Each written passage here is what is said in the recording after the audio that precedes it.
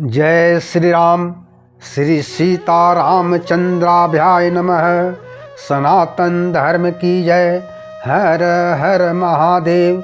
श्रोता बंधु, नारद जी कहते हैं, वाल्मीकि मुनि इक्ष्वाकु वंश में उत्पन्न हुए एक ऐसे पुरुष हैं जो लोगों में राम नाम से विख्यात हैं। वे ही मन को बस में रखने वाले महाबलवान, कांतिमान, धैर्यवान और जितेंद्रिय हैं।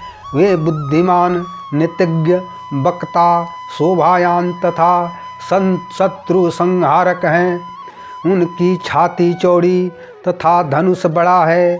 वे शत्रुओं का दमन करने वाले हैं। भुजाएं घुटने तक लंबी हैं। मस्तक सुंदर है। ललाट भव्य और चाल मनोहर है। वे शोभायमान और शुभ लक्षणों से संपन्न हैं। धर्म के ज्ञाता, सत्य प्रतिज्ञ तथा प्रजा के हित साधना में लगे रहने वाले हैं। वे यशस्वी, ज्ञानी, पवित्र, जितेंद्रिय और मन को एकाग्र रखने वाले हैं। वे अखिल शास्त्रों के तत्ज्ञ, स्मरण शक्ति से युक्त और प्रतिभा से संपन्न हैं। श्री राम बातचीत करने में चतुर तथा समस्त लोकों में प्रिय हैं। संपूर्ण गुणों से युक्त श्री राम अपनी माता कौशल्या के आनंद बढ़ाने वाले हैं। गंभीरता में समुद्र और धैर्य में हिमालय के समान हैं। जय श्री राम। श्रोता बंधु, मैं पंडित गोपाल जी तिवारी सत्य सनातन ज्ञान चैनल से प्रभु श्री राम के चरणों में नमन करते हुए चैनल पर समस्त श्रोता बंधुओं का स्वागत करता हूँ। हमारा प्रयास पौराणिक कथाओं को जन जन तक पहुँचाना है। इसी उद्देश्य से प्रभु श्री राम चरित्र की कथा जो देवर्षि नारद जी महर्षि वाल्मीकि को सुना रहे हैं, लेकर आया हूँ। सनातन धर्म की जय। श्रोता बंधु, देवर्षि नारद कहते हैं, वाल्मीकि मुनि इस प्रकार उत्तम गुणों से युक्त और सत्य पराक्रम वाले अपने प्रियतम ज्येष्ठ पुत्र को, जो प्रजा के हित में संलग्न रहने वाले थे, प्रजा वर्ग का हित करने की इच्छा से राजा दशरथ ने युवराज पद पर अभिषिक्त करना चाहा।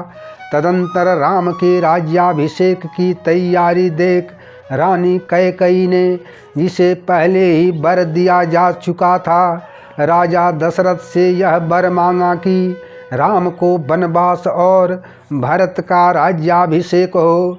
राजा ने सत्य वचन के कारण धर्म बंधन में बंधकर बड़े पुत्र राम को वनवास दे दिया। पिता की आज्ञा के अनुसार श्री राम वन को चले। लक्ष्मण ने भी स्नेहवश बड़े भाई श्री राम का अनुसरण किया और जनक कुल में उत्पन्न देवी सीता भी, जो राम के प्राणों के समान प्रियतमा पत्नी तथा सदा ही पति का हित चाहने वाली थी, श्री राम के पीछे पीछे जैसे चंद्रमा के पीछे रोहिणी चलती है, चली।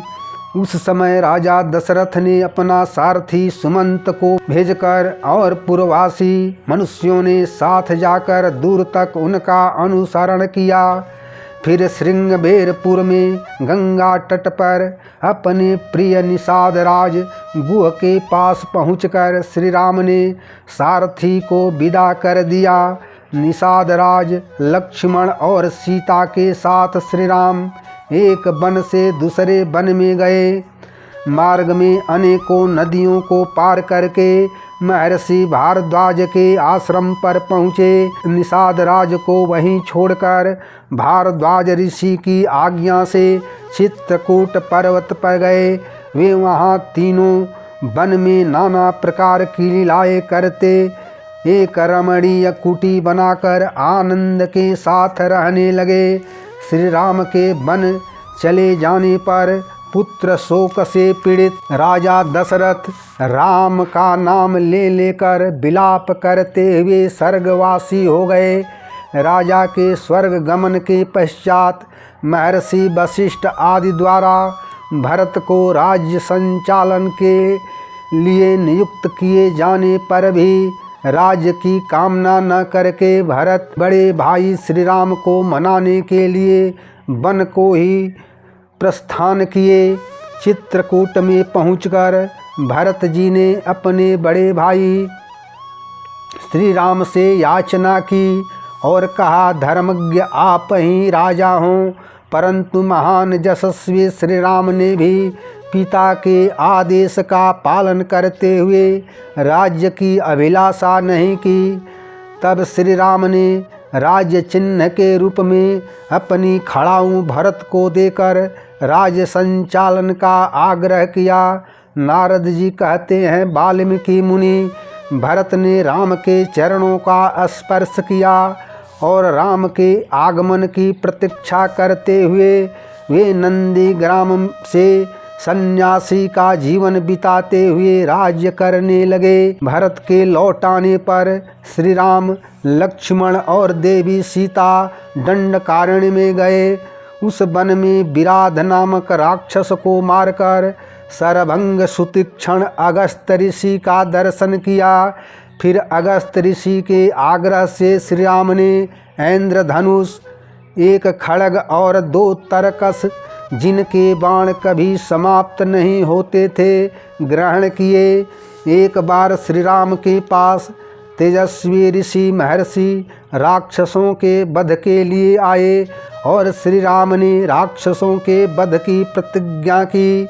पंचवटी में रहते हुए श्री राम ने इच्छानुसार रूप धारण करने वाली सुपर्णखा राक्षसी को लक्ष्मण के द्वारा उसकी नाक काटकर कुरूप बना दिया। तब सुपर्णखा का पक्ष लेकर चढ़ाई करने वाले सभी राक्षसों और खरदूषण, त्रिशिरा तथा उनके अनुचर असुरों को श्री राम ने युद्ध में मार डाला। उस वन में निवास करते हुए श्री राम ने 14,000 राक्षसों का वध किया। श्रोता बंधु, तब अपने कुटुंब का वध सुनकर राक्षस राज रावण बहुत क्रोधित हुआ और उसने मायावी मारीच से सहायता मांगी। नारद जी कहते हैं, वाल्मीकि जी, मायावी मारीच के द्वारा रावण ने राम और लक्ष्मण को आश्रम से दूर हटा दिया और स्वयं श्री राम की अर्धांगिनी सीता का अपहरण कर लिया। जाते समय विघ्न डालने के कारण उसने जटायु गिद्ध का वध कर दिया। तत्पश्चात जटायु को आहत देख और उसके द्वारा सीता का हरण सुनकर श्री राम शोक से पीड़ित हो गए। उनकी सभी इंद्रियां व्याकुल हो गई। फिर श्री राम ने जटायु का अग्नि संस्कार किया और वन में सीता को ढूंढते हुए कबंध राक्षस को देखा, जो शरीर से विकृत एवं भयंकर दिखने वाला था। श्री राम ने कबंध को मारकर उसका भी दाह किया। वह स्वर्ग को चला गया। कबंध ने जाते समय राम से सबरी का पता बताया और कहा, रघुनंदन, आप सन्यासिनी सबरी के आश्रम पर जाइए। तब श्री राम सबरी के आश्रम पर गए। सबरी के कहने पर श्री राम लक्ष्मण के साथ पंपासर के तट पर वीर हनुमान से मिले और हनुमान के कहने से श्री राम ने सुग्रीव से मित्रता किया। तदंतर श्री राम ने आदि से लेकर अब तक विशेषतः सीता का वृतांत सुग्रीव से कह सुनाया। वानर राज सुग्रीव ने राम की सारी बात सुनकर उनके साथ प्रेम पूर्वक अग्नि को साक्षी बनाकर मित्रता की। उसके बाद सुग्रीव ने बाली के साथ बैर होने की सारी बातें राम से बताई। उस समय श्री राम ने बाली को मारने की प्रतिज्ञा की। तब वानर सुग्रीव ने वहाँ बाली के बल का वर्णन किया। राम की प्रतीति के लिए सुग्रीव ने दुमदुमी दैत्य का पर्वत के समान विशाल शरीर दिखाया। महाबली श्री राम ने उस अस्थि समूह को पैर के अंगूठे से उसे 10 योजन दूर फेंक दिया। फिर एक ही बाण से 7 ताल वृक्षों को बेध डाला। फिर सुग्रीव राम के साथ किष्किंधा गुफा में गए। वहाँ सुग्रीव ने गर्जना की। उस महानाद को सुनकर वानर राज बाली तत्काल घर से बाहर निकला और सुग्रीव से भिड़ गया। वहाँ राम ने बाली को एक ही बाण से मार गिराया और सुग्रीव का राज्याभिषेक किया। तब वानर राज सुग्रीव ने सभी वानरों को बुलाकर जानकी का पता लगाने के लिए चारों दिशाओं में भेजा। तब संपाति गृध्र के कहने से वीर हनुमान 100 योजन विस्तार वाले समुद्र को लांघकर लंका में पहुँचे। अशोक वाटिका में विदेह नंदिनी को पहचान कर राम का संदेश सुनाया और उन्हें सांत्वना देकर उन्होंने वाटिका को उजाड़ डाला। फिर 5 सेनापतियों 7 मंत्री कुमारों के साथ अक्षय कुमार का वध कर दिया। इसके बाद वीर हनुमान जानबूझकर मेघनाद के ब्रह्म फांस को सहकर उसके नाग फांस में बंधकर उन राक्षसों का अपराध स्वेच्छा से सह लिए।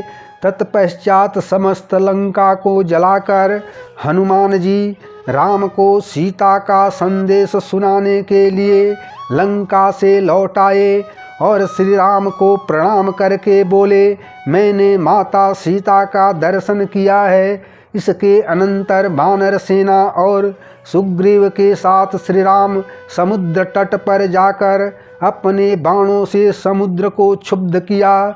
समुद्र के कहने से श्री राम ने नल नील से समुद्र पर पुल निर्माण कराया। उसी पुल से लंका में जाकर राक्षसों समेत रावण को मारा। फिर सीता के मिलने पर भरी सभा में सीता के प्रति राम मर्म भेदी वचन कहे। तब साध्वी सीता अग्नि में प्रवेश कर गई। तब अग्नि देव के कहने से उन्होंने सीता को निष्कलंक माना। इस प्रकार श्री राम ने देवताओं और ऋषियों सहित चराचर जगत को संतुष्ट किया। फिर देवताओं से पूजित होकर राक्षस राज विभीषण को लंका के राज्य पर अभिषेक किया। इसके बाद देवताओं से मरे हुए वानरों को जीवन दिलाकर सभी साथियों के साथ पुष्पक विमान पर चढ़कर अयोध्या को चले। भारद्वाज ऋषि के आश्रम पर पहुंचकर श्री राम ने भरत के पास वीर हनुमान को भेजा। फिर सुग्रीव के साथ पुष्पक विमान से श्री राम नंदीग्राम को गए। श्री राम ने नंदीग्राम में अपनी जटा कटाकर भाइयों के साथ सीता को पाने के अनंतर पुनः अयोध्या के राजा बने। राम राज्य में लोग प्रसन्न, सुखी, संतुष्ट, धार्मिक तथा रोग व्याधि से मुक्त रहेंगे। किसी बच्चे की मृत्यु नहीं होगी, स्त्रियां विधवा नहीं होंगी, सदा पतिव्रता होंगी, किसी को आग से भय नहीं होगा, कोई जल में नहीं डूबेगा, बात और ज्वर का भय नहीं रहेगा। सभी नगर और राष्ट्र धन धान्य से संपन्न होंगे। सतयुग की भांति सभी लोग सदा प्रसन्न रहेंगे। श्री राम अपार दक्षिणा वाले 100 अश्वमेध यज्ञ करेंगे। संसार में चारों वर्णों को वे अपने अपने धर्म में नियुक्त रखेंगे। फिर 11,000 वर्षों तक राज्य करने के अनंतर श्री रामचंद्र जी अपने परम धाम को पधारेंगे। वेदों के समान पवित्र पापनाशक इस रामचरित्र को जो पढ़ेगा वह सब पापों से मुक्त हो जाएगा।